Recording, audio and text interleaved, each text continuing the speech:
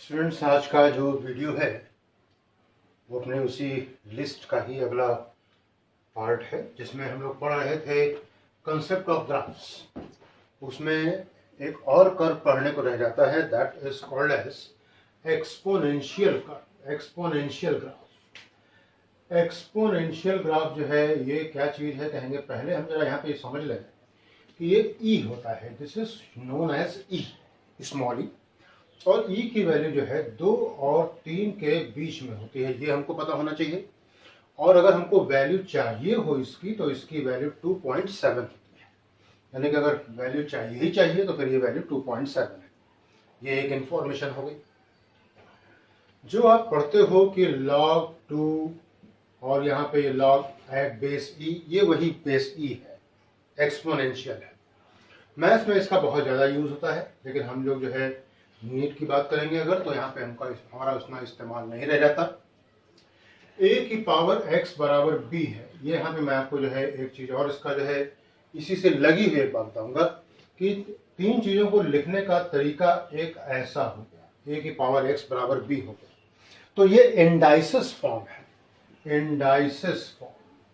और ये शब्द बच्चों जो है इंडेक्स का प्लूरल है, और इंडेक्स का मतलब होता है घात, पावर।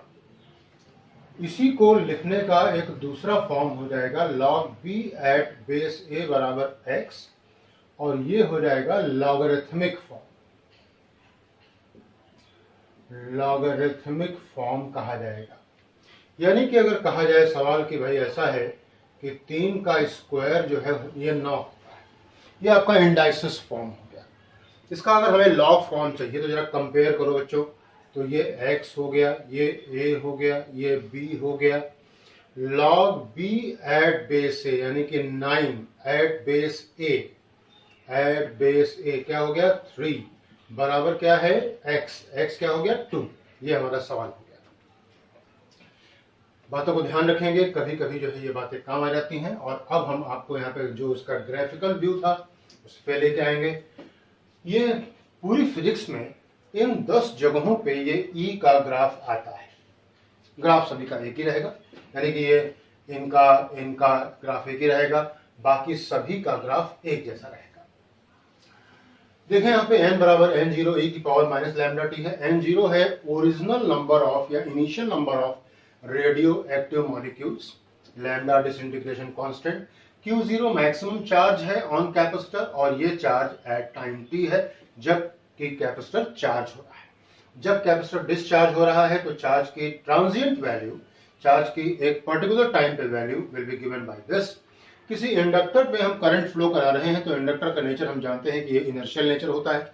ये शुरुआत में करंट को फ्लो भी नहीं होने देता और आसानी से करंट को बंद भी नहीं होने देता। तो ये ग्रोथ का आइडिया है और ये डीके का आइडिया है। एक्सरे जब पैदा होती है तो उसको पास कराना होता है, क्योंकि हाईली पेनेट्रेटिंग होती है एक्सरेज, तो इनको पास कराना होता है किसी ग्लास स्लैब से। तो जैसे जैसे दूरी बढ़ती जाती है वैसे वैसे इंटेंसिटी इसकी कम कराई जाती है। ये वेव की इंटेंसिटी का फॉर्मूला हो गया, ये वेव के एम्पलीट्यूड का फॉर्मूला हो गया, ये वेव के एम्पलीट्यूड का फॉर्मूला, ये विद रिस्पेक्ट टू डिस्टेंस है, ये विद रिस्पेक्ट टू टाइम है, और ये बच्चों ये न्यूटन्स लॉ ऑफ कूलिंग के लिए फॉर्मूला है। थीटा माइनस थीटा 0 बराबर ई की पावर माइनस जेड। तो पहले मैं आपको जो है इसके ग्राफ के बारे में बताऊंगा, फिर बाद में इसमें से लगी हुई एक और बहुत इंपॉर्टेंट बात बताऊंगा, न जाने कब कहां पे आपके काम आ जाए। ये जरा यहाँ पे ध्यान से देखें कि जब यहाँ पे इसी के सहारे मैं सारे ग्राफ बता दूंगा, तो n बराबर n0 e की पावर माइनस लैम्डा टी कहा गया। और ये बात हम जानते हैं कि अगर ये समय जो है एक हाफ लाइफ के बराबर हो तो ये n जो है n0/2 रह जाता है। n0/2 बराबर n0 e की पावर माइनस का lambda capital T, n0 cancel, 1/2 बराबर e की पावर माइनस लैम्डा टी हो गया। चाहो तो इसको ऐसे लिख सकते हो, तो e की पावर लैम्डा टी बराबर 2 हो गया। लॉग ले लोगे तो ये log 2 हो जाएगा, और t बराबर हो जाएगा log 2 अपॉन लैम्डा। और ये बात जानते हो यहाँ पे कि ये हाफ लाइफ का फॉर्मूला हो, और हाफ लाइफ की परिभाषा आप जानते हैं कि वो टाइम इंटरवल जितने समय में रेडियो एक्टिव मॉलिक्यूल अपनी ओरिजिनल वैल्यू का रह जाएगा आधा, नाम देते हैं उसको हाफ लाइफ। अब ये ग्राफ जरा खींचने की कला जरा देख लें, और यहाँ पे मैं भी इनको जो है रब कर दे रहा हूँ। यहाँ पे मैं इसकी जगह पे ग्राफ मैं आपको खींच के दिखाता हूँ कि कैसे जब एक्सपोनेंशियल डिके होता है तो ये ग्राफ कैसा बनता है। और यहाँ पे हमने देखा कि ये हमारे पास दो एक्सिस हो गई, एक्स और वाई। इधर की तरफ को t मान लीजिए, इधर की तरफ को आप n मान लें। तो जब समय 0 था तो रेडियो एक्टिव मॉलिक्यूल्स की संख्या n0 थी। एक हाफ लाइफ गुजर गई, मान लीजिए t, ये वैल्यू रह गई n0/2। एक और हाफ लाइफ गुजरी तो ये n0/2 का आधा रह गया, n0/4 रह गया।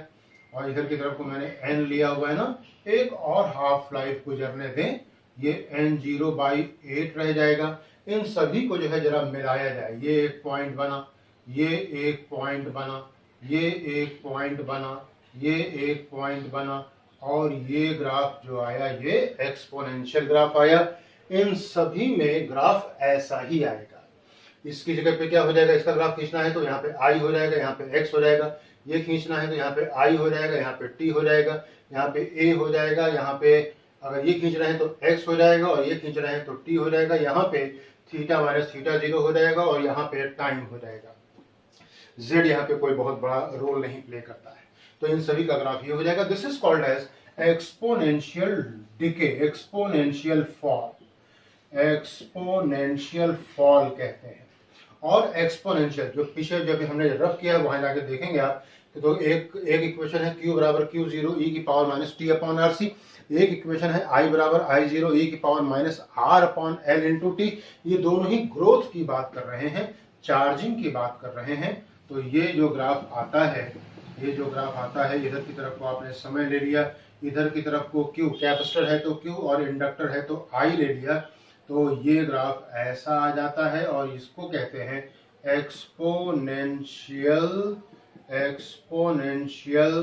राइज, एक्सपोनेंशियल राइज कहते हैं। ये बातें हो गई इससे संबंधित। अब हम आपको यहाँ पे एक और बात बताते हैं जिससे आप जो सीख सकते हैं। Exponential fall is proportional fall. Exponential fall is proportional fall, मैंने जो है दोबारा जानबूझ के बोला है इसलिए कि ये समझ लें कि प्रोपोर्शनल फॉल का मतलब क्या हो गया। प्रोपोर्शनल फॉल का मतलब क्या हो गया, यानी मतलब हो गया कि जो आपने एक बार रेट डिसाइड कर दिया फॉल का, वो रेट हमेशा मेंटेन रहेगा। सवाल के आधार पर देख लें, कहा जा रहा है कि समय t पे किसी ऑसिलेटिंग पेंडुलम का एम्पलीट्यूड घट के रह जा रहा है 1/3। मान लेते हैं कि 100 सेकेंड में या 100 ऑसिलेशन में ये घट के रह जाता है अपने मैक्सिमम वैल्यू का A0/3। तो हमसे कहा गया है 400 सेकेंड के बाद इसका एम्पलीट्यूड कितना रह जाएगा, यानी इसको मैं लगाऊंगा ऐसे। 200 सेकेंड के बाद जितना बचा था उसका 1/3 रह जाएगा, यानी कि A0/9। Late 100 more second pass away, जितना भी बचा था उसका 1/3 पार्ट फिर से रह जाएगा A0/27। एक बार 100 सेकेंड और गुजरने दें, जितना रह गया था उसका फिर 1/3 रह जाएगा, ये A0/81 हो जाएगा। ये एक बात हो गई। अब यहीं पे इसी से रिलेटेड एक और सवाल लगाएंगे। कैपेसिटर जो है कोई डिस्चार्ज हो रहा था, कहा गया कि कैपेसिटर है डिस्चार्ज हो रहा था। एक समय के बाद, निश्चित समय के बाद इसका पोटेंशियल जो है रह गया V से V/2। तो सवाल कह रहा है कि 3t समय में इसका पोटेंशियल कितना रह जाएगा, 3t समय में इसका पोटेंशियल कितना रह जाएगा, ये सवाल है। और सवाल पूछ सकता है कि दोनों समयों में इनकी आप एनर्जी का रेशियो भी बताएं। तो t समय में अगर ये V से रह गया है V/2, तो 2t समय में ये V/2 से रह जाएगा V/4, और 3t समय में ये रह जाएगा V/4 से V/8। ध्यान रहे, once decided rate of fall will remain for ever. अगर एनर्जी की आप बात कर रहे थे, एनर्जी के रेशियो की आप बात कर रहे थे, तो ये UI/UF हो गया, हाफ C। एक समय पे जो है एनर्जी कितनी थी, यहाँ पे t समय में ये रह गया है इतना, ये इनिशियल एनर्जी हो गई हाफ CV²। और ये हो गई फाइनल एनर्जी V/8 का स्क्वायर, यानी कि ये क्या हो जाएगा, half C V square cut जाएगा और ये 64 आ जाएगा।